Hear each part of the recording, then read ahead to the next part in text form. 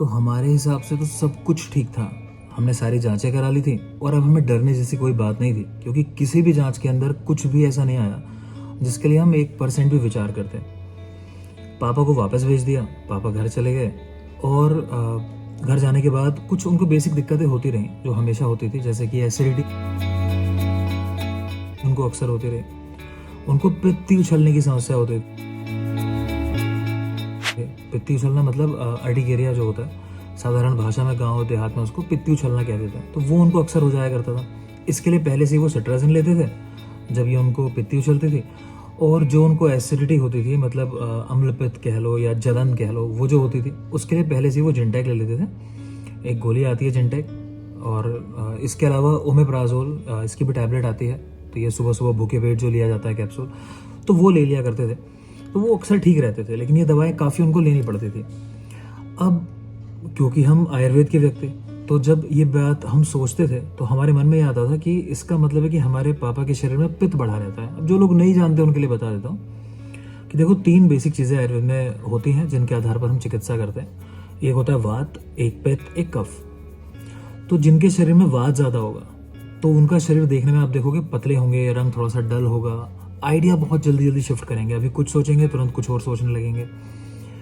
Plus उनको बीमारियां कौन सी ज़्यादा होती हैं, जैसे कब्ज हो जाना, ठीक है, पेट साफ ना होना, जैसे जोड़ों में दर्द होना, ऐंठन रहना। उम्र जब बढ़ जाती है उस समय जो जो व्यक्ति की कंडीशन है ना, समझ लो आप, वो सारी बीमारियां इन वायु वाले या वात वाले लोगों को होती हैं। एक होता है पित्त दोष।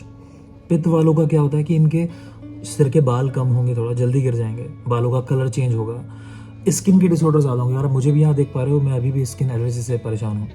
तो मैं थोड़ा सा भी सूरज की रोशनी में जाता हूँ तो दिक्कत होती है। दिमाग के तेज़ होंगे, है ना, जल्दी से हम कहते हैं कि हारते नहीं है कहीं डिस्कशन होता है तो। प्लस इनके मुंह में अक्सर घाव रहेंगे क्योंकि पित्त है शरीर के अंदर ज़्यादा।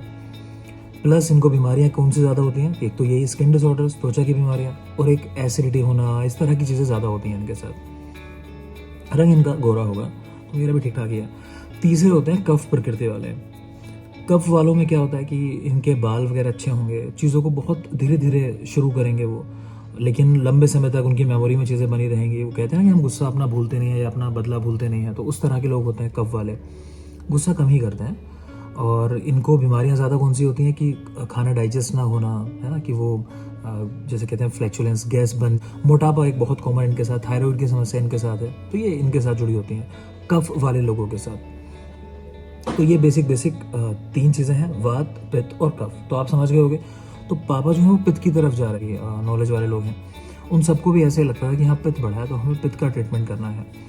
और इस दौरान ही पापा जहाँ पहले जा रहे थे बाकी सारी जगहों पर वो चल रहे थे, तो ऐसे भगत उनके पास चले गए और डॉक्टरों के पास, कुछ झोला छाप, कुछ जो बस नाम से वैद्य बन जाते हैं, या फिर कुछ ऐसे जो कुछ भी दे रहे हैं, तो वो सब साइड बाय साइड चलता रहा।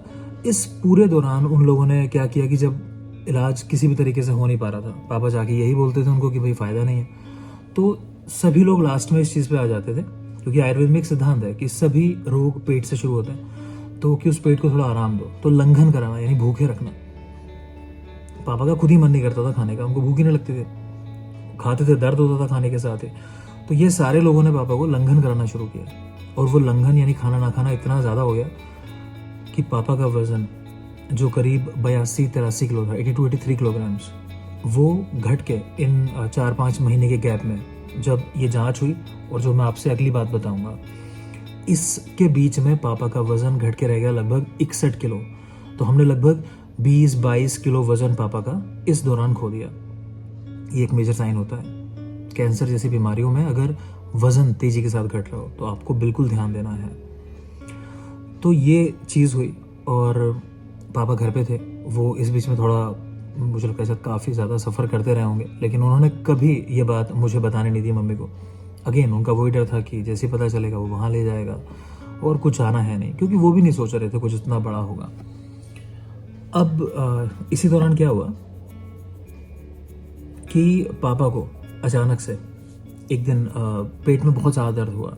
तो मेरी मदर का फ़ोन मेरे पास आया कि दर्द हुआ है, कुछ दवा बता दो। मैंने दवा कुछ उनको बता दी, फिलहाल इमरजेंसी के लिए मॉडर्न की कुछ ड्रग्स उनको बता दी, वो उनको ठीक लग गया होगा। फिर उसके बाद 1-2 दिन बाद फिर वही कंडीशन हुई, तो मैंने कहा कि आ जाओ। तब मेरी मदर ने मुझे बताया कि मेरे फादर ने मना किया है मुझे बताने के लिए। मैंने कहा ठीक है, मगर फिर मैंने उनको दवाइयाँ बताई। मगर मैं यहाँ थोड़ा गुस्सा हुआ कि वो आना नहीं चाहते हैं मेरे पास। मैं नाराज़ हुआ उनसे थोड़ा सा, जो मुझे नहीं होना चाहिए था उस समय। किसी को भी नहीं होना चाहिए अपनों से। आपको समझना चाहिए कि क्या बात हो सकती है, और मैं डॉक्टर हूँ तो शायद मुझे कोशिश करनी चाहिए थी ज़्यादा वहाँ। खैर, मैं पापा से वहाँ नाराज़ हो गया। मैंने कहा कि अभी मैं उनसे बातें नहीं करूँगा। फिर करीब 2 दिन बाद मेरी मदर का फ़ोन आया। उन्होंने बताया कि इनको रात बहुत ज़्यादा दर्द हुआ, और अगर मैं सही याद कर पा रहा हूँ तो पापा एक बार फिर बेहोश हो गए थे और 2 लोगों ने उनको उठाया। ये अगली बात हुई। तो मैं लेकिन यहाँ बहुत बहुत नाराज़ था पहले से ही। तो मैंने कहा मैं उनसे बात करूँगा नहीं इस बार, क्योंकि मुझे उनको पास बुलाना था और मैं कहता और वो मना करते मुझे बहुत ख़राब लगता। तो मैंने इंतज़ार किया, मैंने आज कॉल नहीं किया। मैं इंतज़ार में था कि अच्छा कल कॉल करूँगा। मन में आया कि ठीक है, अच्छा नाराज़ नहीं होते। लेकिन इत्तेफाक से कल मेरे पापा का ही फ़ोन आ गया कि अभी बहुत ज़्यादा तकलीफ़ हो रही है, मैं पूरी रात सो नहीं पा रहा हूँ और इस चीज़ को 2-3 दिन हो गए हैं, तो मुझे कहीं दिखाओ, करो जो करना है। तो मैंने पापा को यहाँ बुला लिया। अब बात थोड़ा सा सीरियस की तरफ जा रही थी, तो मैंने पापा को यहाँ बुलाया अपने पास NCR में। और एक डॉक्टर हैं, एम्स के रिटायर्ड डॉक्टर हैं, पुराने डॉक्टर हैं। तो वो पुराने डॉक्टर्स का एक्सपीरियंस होता है। हम उनके पास गए। MBBS MD DM है, एम्स से ही उनकी सारी डिग्रियाँ हैं। तो उनको जाके पूरी कंडीशन बताई और उनको ये भी कह दिया कि भाई देखो, हम इस तरह अलग अलग जगह पर अब तक फंसे रहे और जांचें नहीं कराई गई हैं। तो अब जो भी जांच आपको लगती है, मतलब ये नहीं होना चाहिए कि मैं ये कराता अगर आप कहते, तो कि आपको जो करानी है आप वो जांच करा लो। तो उन्होंने वहीं पर कुछ जांचें कराई, और वो जांचें जो हैं वो जांचें हुई लगभग मुझे लगता है 25-30 हज़ार की जांचें हुई उन्होंने OPD में वहाँ करा दी।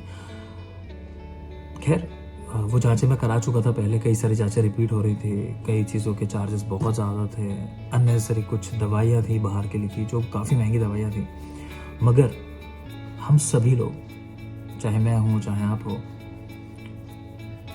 इमोशनली ड्रिवन होते हो, और होना भी चाहिए।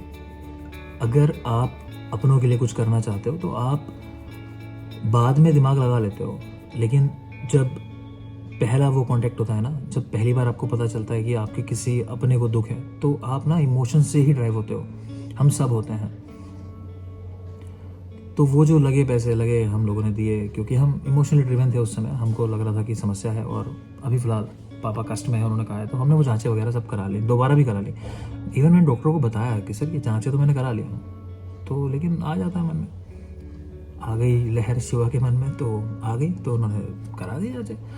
खैर, तो वो काफ़ी सारे वहाँ पैसे सिर्फ जांचों में चले गए। आप समझ सकते हो। अभी सुन के शायद ये बातें नॉर्मल लग रही हों, लेकिन एकदम से आप नॉर्मल बैठे हो और कोई खास तकलीफ नहीं है, आप सारी जांचें करा के बैठे हो, एकदम से कोई 18, 20, 25 हज़ार की जांचें तुरंत यूं ही करा दे सिर्फ OPD बेस पे, तो बड़ा वो खटकती है चीज़। खैर, वो जांचें हुई। वो जांचों के अलावा उन्होंने एक जांच और लिखी जिसमें हम ज़्यादा इंटरेस्टेड थे। वो था CT कॉन्ट्रास्ट। तो देखो, ये जो जांचें होती हैं, एक्सरे हुआ, CT स्कैन हुआ, PET स्कैन हुआ, इस सब का लगभग मेथड तो सेम ही है। बस इनकी कॉस्टिंग में डिफरेंस है, इनमें पावर में डिफरेंस है, इनमें साथ में कुछ केमिकल बॉडी में इंजेक्ट कराए जाते हैं। जब आप कॉन्ट्रास्ट कराते हो ना, तो वो केमिकल बॉडी में जहाँ जहाँ जाता है या जहाँ जहाँ नहीं जाता है, तो उसके आधार पे हम तय करते हैं कि हाँ अंदर क्या चीज़ है।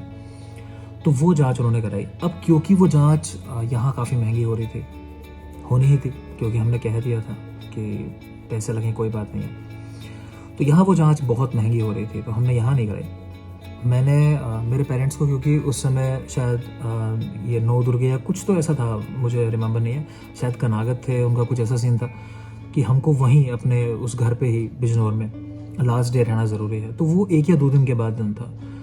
अब क्योंकि बिजनौर में मैं पहले प्रैक्टिस कर चुका हूँ और मैं वहाँ लोकल लोगों को जानता हूँ, लैब्स वालों को जानता हूँ, तो मुझे लगा जब इनको घर जाना ही है 2 दिन बाद, तो ठीक है, मैं इनको कल घर भेज देता हूँ, 1 दिन पहले भेज देता हूँ और ये जांच वहीं करा देता हूँ, क्योंकि वहाँ मैं जानता हूँ कि वो जांच में कई हज़ार का अंतर आने वाला था, लगभग 7-8 हज़ार का, अगर आपको थोड़ा प्रिसाइजली बताऊँ तो अच्छा डिफरेंस होता है 7-8 हज़ार का। और उनको घर जाना था, तो मैंने उनको आज ही घर भेज दिया।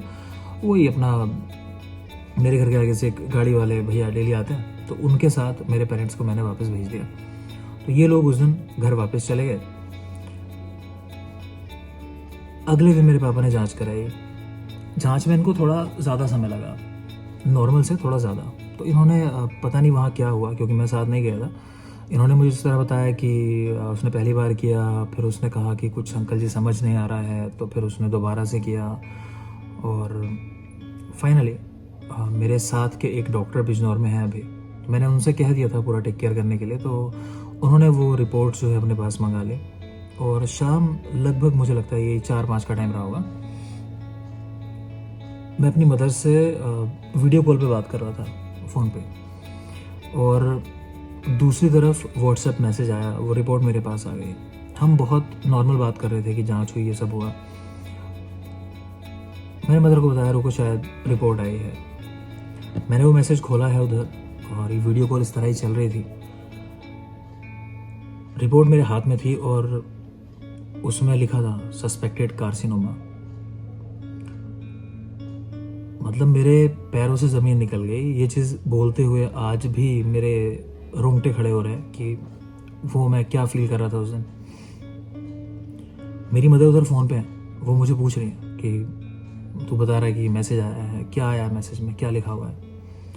मैं कुछ बोल नहीं पा रहा हूँ, मतलब मैं बिल्कुल फ्रीज हूँ कि मुझे नहीं पता मैं यहाँ से क्या करूँगा, है ना। वो सारा कॉन्फिडेंस, वो सब कुछ ज़ीरो एकदम लगता है कि अभी नहीं, और मन मान ही नहीं रहा, यकीन नहीं कर रहा।